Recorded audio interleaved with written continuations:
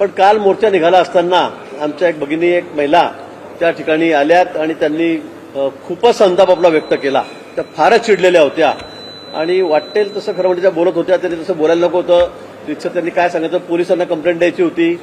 मी त्या ठिकाणी होतो, बाईट देत होतो आपल्या समोरच. तिथेही त्या आल्यात. तुम्ही असं कसं करू शकता, तुम्ही रस्ते बंद कसे करू शकतात, म्हणजे तुम्ही सांगू शकत नाही अशा त्या भाषेमध्ये त्या बोलत होत्या.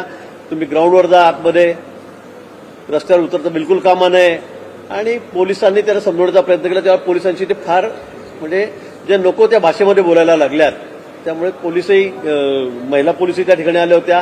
पण तो आम्ही अतिशय संयमाची भूमिका घेतली. मी त्यांना सांगितलं एक 10-15 मिनिटांमध्ये आम्ही रस्ता क्लिअर करतोय, आम्ही पुढे निघून जाऊ. पण त्या अजिबात ऐकायला तयार नव्हत्या. त्या सगळ्या ओघात त्यांनी एक पाणी बाटली उचलली, ती फेकून मारली कुठेतरी महिलांच्या मोर्चावर.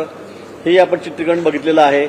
आणि म्हणून या ठिकाणी त्यांचा खूपच संताप चाललेला होता. आम्ही त्यांना खूप समजवण्याचा प्रयत्न केला. मी पोलीस भगिनी, आमच्या महिला होत्या, अधिकारी त्यांनाही सांगितलं की ठीक आहे, त्यांना चिडू द्या, काही बोलू नका. आमच्या भगिनी काही संतप्त झालेल्या होत्या, त्यांनाही आम्ही सांगितलं की जाऊ द्या, बोलू द्या, त्यांना काय बोलायचं असेल ते. आणि 10-15 मिनिटांमध्ये मग त्या तिथून निघून गेल्यात. एवढाच तो त्या ठिकाणी जो प्रकार झालेला आहे. पण मोर्चा जो निघाला होता तो महिलांसाठीच निघाला होता. खरं म्हणजे महिलांच्या आरक्षणाच्या संदर्भातलाच तो मोर्चा होता, बिलाच्या संदर्भातलाच तो मोर्चा होता. आणि पण त्यांचा राग, संताप हा खूपच अनावर झालेला होता आणि म्हणून त्या बोलत होत्या. पण यापुढे निश्चित आम्ही अशी काळजी घेऊ. मोर्चा असला, आंदोलन असले की असे प्रकार नेहमी घडत असते याची आपल्या सर्वांना कल्पना आहे. पण पुन्हा मी सांगेल की पुढच्या वेळी आम्ही या संदर्भामध्ये अधिक काळजी घेऊ. पण त्या ज्या बोलल्यात, मला वाटतं ते काही फार संसदीय भाषेत नव्हता. त्यांनी सुद्धा ठीक आहे, त्यांचा म्हणणं होतं, त्यांचा राग होता,